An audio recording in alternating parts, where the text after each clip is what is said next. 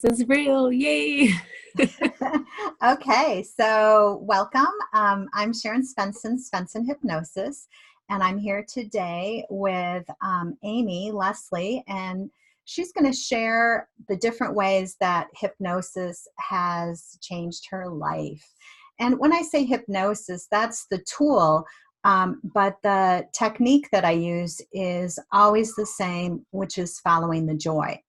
So let's jump in there, Amy, and talk about parenting. So let's talk about how when you first came to me, and this is my recollection, that you're feeling really overwhelmed, frustrated as a single parent, that it was just felt messy in your life. That you sometimes lose your temper and you really didn't want to do that. In order to get them to listen, you felt like you had to yell at them. So let's talk about that and how things just really started to change. Because I remember one story in particular where you shared about getting your youngest daughter in her car seat. Do you remember that one? Which Where through fit through the store and Paige, it was Paige, and I don't know, but you were having troubles getting her into the car seat, and we talked about how humor could really change things, and when they felt that feeling of kind of centeredness and peace from us, then when we gave guidance or commands, it worked better.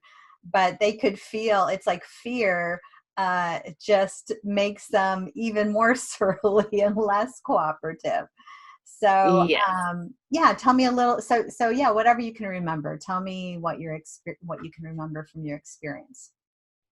Wait, experience from what? From So, when we first started to work together, and how the oh parenting changed. yeah, just like how anxiety ridden I was and always on edge and not being able to enjoy their company. It always felt like such a task to try to get them to just listen and just come on, please help out, be respectful. And it's hard to think about how difficult of a time I've had since then, because everything's changed so drastically, where now if something arises and there's any kind of turmoil, I'm just known to like stop and think about it and change that automatically. So um, now it's easy. There's I no love that. complications, it seems like. It's it's funny because I can't think about the hard times anymore.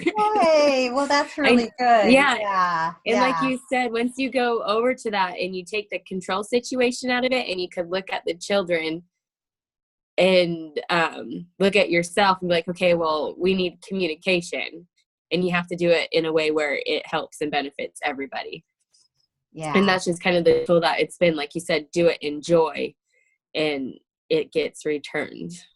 Yeah, and Definitely. I love, I mean, you've got a good sense of humor, you're a fun person, and that story when you helped your daughter get her to get into her car seat and get going for, maybe it was school or something, but your youngest, where I could, it was, to me, it was that moment of, oh my gosh, she's owning her power and coming into who you are. It's like a joyful being. And I know we did a lot of work in just appreciating the kids instead of focusing on what the school is saying about somebody or um, other people's opinions, that you could just love your kids. And then from that place of love, everything would go easier. And you And did. it does. Yeah. Yeah.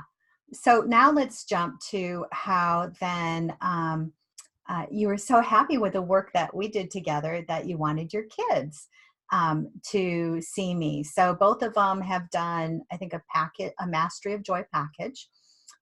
So that's I do 3, 6, and year-long ones, and I think we did 2 3-month ones. Yes. So and we don't want to disrespect them in any way, so we're not going to talk details about their lives. But what are the things that you've seen that kind of in general that feel really positive? I just see the kids every morning they find more joy into it. Joy such as it's a good day. There's not negative talk. There's resolutions, and there's looking forward. There's planning for the future. It's pretty incredible to see the difference. I mean, it was a drastic difference. So there's not that. I don't feel any neglect. I feel we're able to communicate and talk and meet each other's needs, and we respect it. And we try to, it's a helping hand now. So yeah, it's pretty amazing to see. I loved what you shared. In fact, a few minutes before this video, you were talking about how that they were able to just kind of be themselves, just kind of, they could relax and just be who they are. And you felt that they were coming from more of an empowered place. Right. Yeah. They're into themselves instead of having to try, if I don't know, and please me or please somebody else. You know, I think that's what happens a lot of times is we try to please other people. And now they're realizing that pleasure comes from within themselves. And yeah, now they're happy and they're who they are. And there's not this, I don't know if it's an estrangement, but you can just see, because when you see your kids happy and see them be themselves, it just, like, it's so fulfilling to see that, you know, like the power they have, because each one of them is so special in a different way. And when it shines through, it's just incredible. As a parent, it makes your heart just swell. Oh, I know. Yeah. I love that. Yay. Okay. Yeah, well, thank you so much. To see. One of the happiest moments is what?